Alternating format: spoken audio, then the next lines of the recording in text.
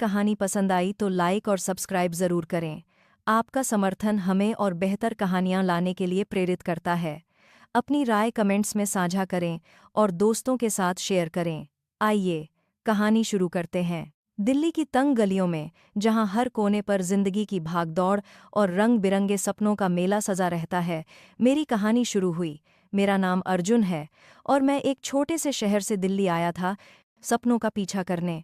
मेरी उम्र 25 साल थी और मेरे पास था बस एक सूटकेस, कुछ किताबें और एक जुनून जो मुझे हर सुबह बिस्तर से उठने को मजबूर करता था। मैं एक लेखक बनना चाहता था, लेकिन अभी तो मैं एक छोटी सी मार्केटिंग कंपनी में नौकरी करता था, जहां दिन भर विज्ञापनों के लिए स्लोगन लिखता और रात को अपनी अधूरी कहानियों में डूब जाता।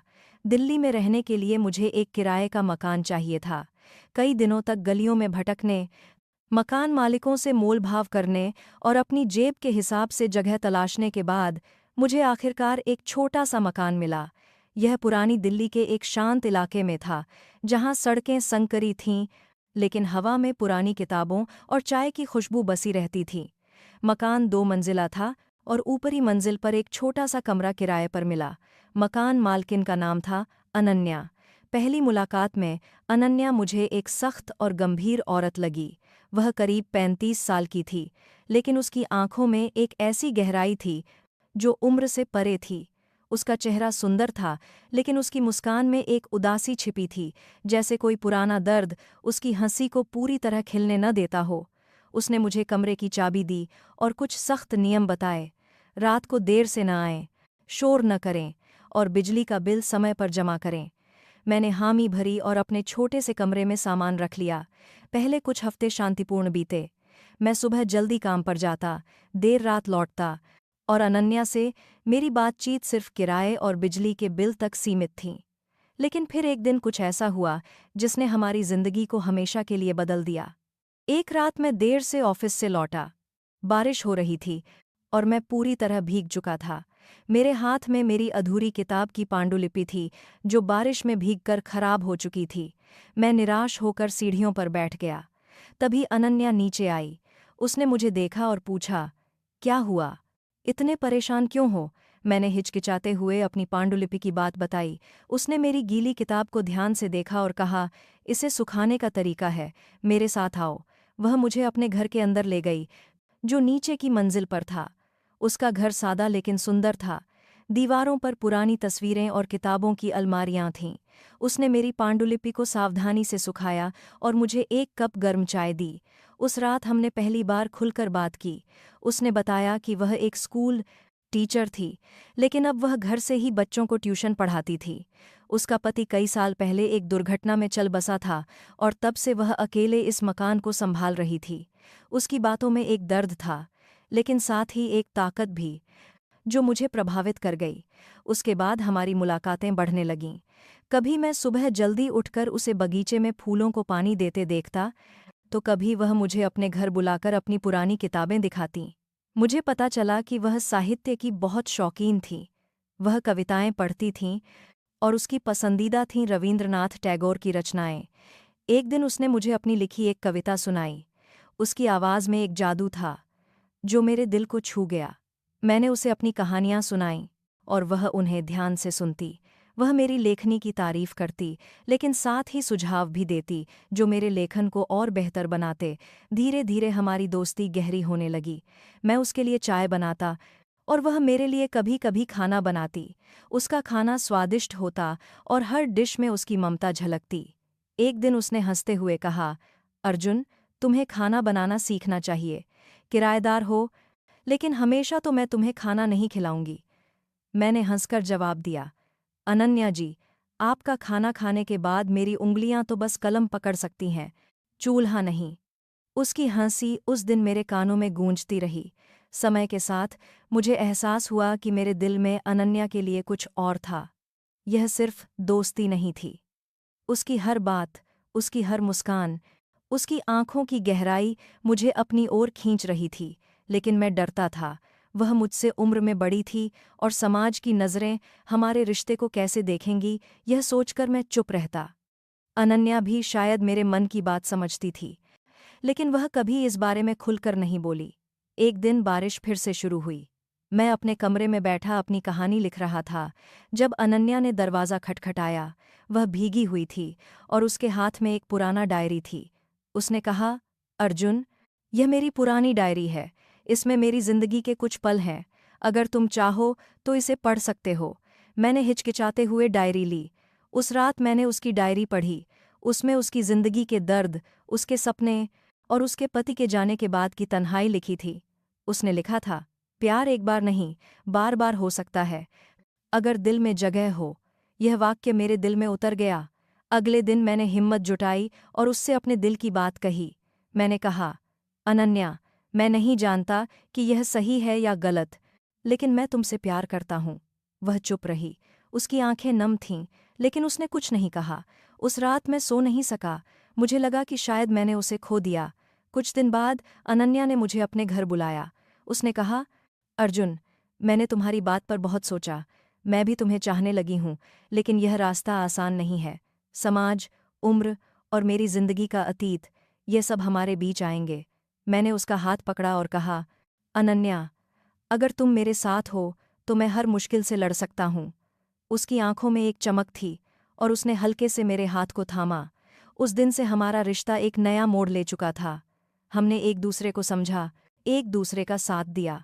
अनन्या ने मुझे मेरी किताब पूरी करने के लिए प्रेरित किया और मैंने उसे फिर से कविताएं लिखने के लिए प्रोत्साहित किया। हम एक दूसरे के सपनों का हिस्सा बन गए, लेकिन समाज की नज़रें हम पर थीं। पड़ोसियों की बातें, उनके ताने और उनकी जिज्ञासा हमें परेशान करती थीं। एक दिन अनन्या के रिश्तेदारों ने उसे मेरे साथ रहने के लिए मना किया। उन्होंने कहा, वह तुमसे छोटा है, यह रिश्ता नहीं चलेगा। अनन्या ने उनसे साफ कहा, मेरी जिंदगी मेरी है और मैं इसे अपने तरीके से जीऊंगी। उसकी हिम्मत ने मुझे और प्यार करने की वजह दी। हमने फैसला किया कि हम अपने प्यार को दुनिया की परवाह किए बिना जिएंगे। समय बीता और मेरी किताब छपी। अनन्या ने मेरी किताब की पहली प्रति पढ़ी और उसकी आंखों में गर्व था। उसने कहा, अर्जुन, तुमने मेरे दिल की बात को अपनी कहानी में लिख दिया। मैंने हंसकर कहा, यह कहानी तुम्हारी वजह से ही पूरी हुई। हमारी जिंदगी में मुश्किलें आईं, लेकिन हमने एक दूसरे का साथ कभी नहीं छोड़ा। अनन्या मेरी ताकत बनी और मैं उसका सहारा। हमारा प्यार उम्र, समाज और दुनिया की हर रुकावट से परे था।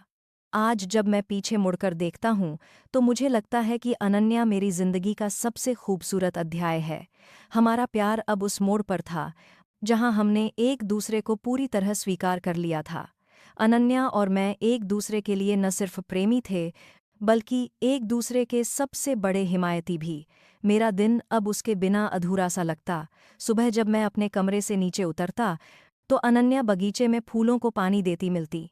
उसका चेहरा सुबह की पहली किरण में और भी खूबसूरत लगता। वह मुझे देखकर मुस्कुराती और कहती, अर्जुन, आज फिर देर तक लिखते रहे? आंखों के नीचे काले घेरे बता रहे हैं। मैं हंसकर जवाब देता, तुम्हारी कविताएं पढ़कर नींद ही नहीं आती, अनन्या। लेकिन हमारी दुनिया जितनी खूबसूरत थी, बाहर की दुनिया उतनी ही सख्त। दिल्ली की तंग गलियों में, जहां हर कोई एक दूसरे की जिंदगी में झांकने को उत्सुक रहता था, हमारा रिश्ता धीरे धीरे चर्चा का विषय बनने लगा। पड़ोस की आंटियां, जो पहले अनन्या को बेचारी विधवा कहकर तरस खाती थीं, अब उसे बिगड़ती औरत कहने लगीं। देखो, कितने छोटे लड़के के साथ रहती है। एक दिन मैंने बाजार में दो औरतों को फुसफुसाते सुना। मेरे कानों में उनकी बातें चुभीं, लेकिन मैंने अनन्या को कुछ नहीं बताया।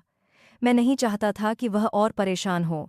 एक दिन जब मैं ऑफिस से लौटा तो देखा कि अनन्या अपने घर के बाहर कुछ लोगों से बात कर रही थी।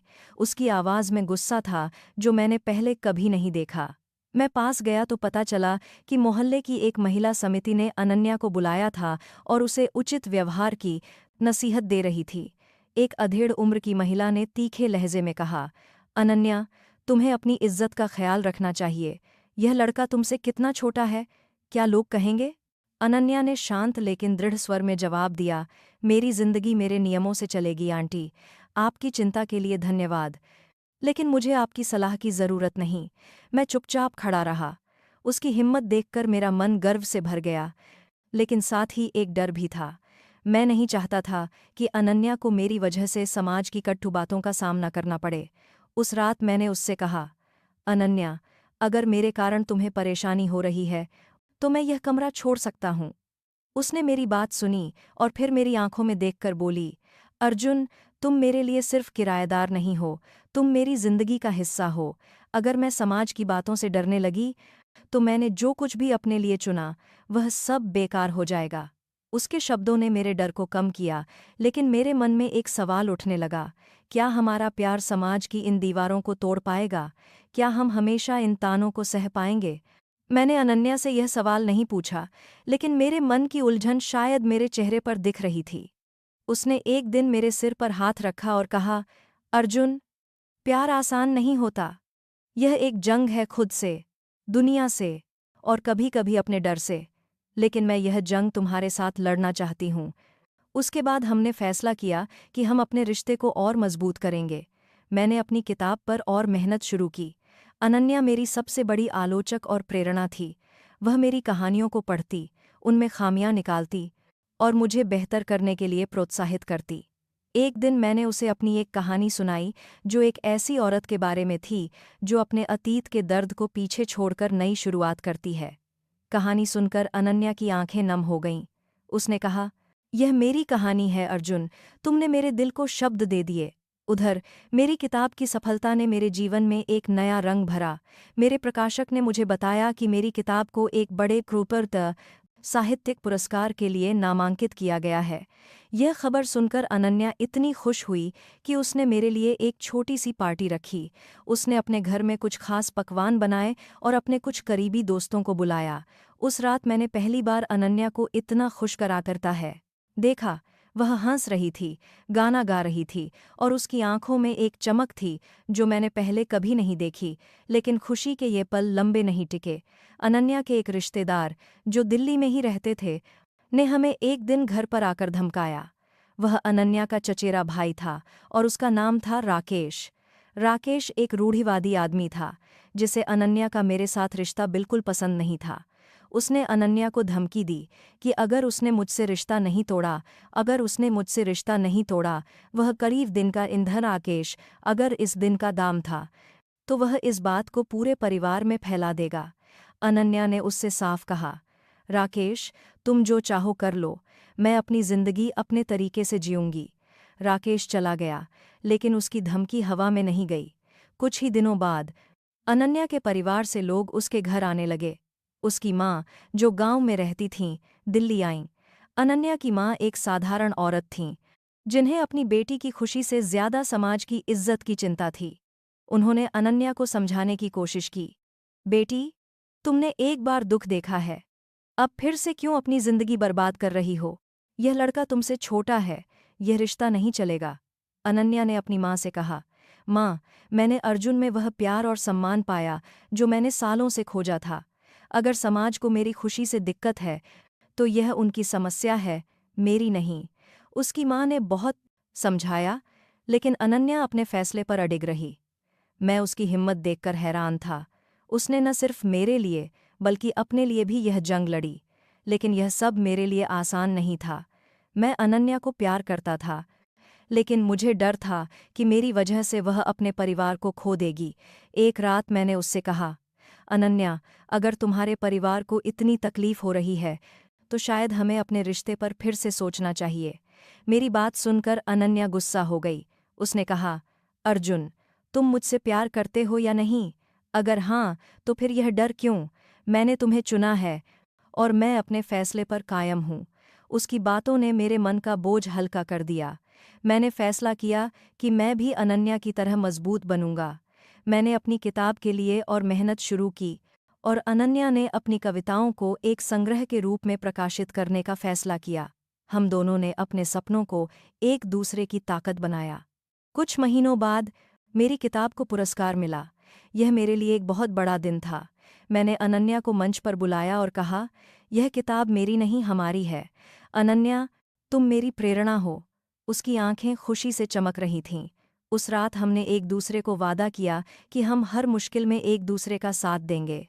समय के साथ समाज की बातें कम होने लगीं।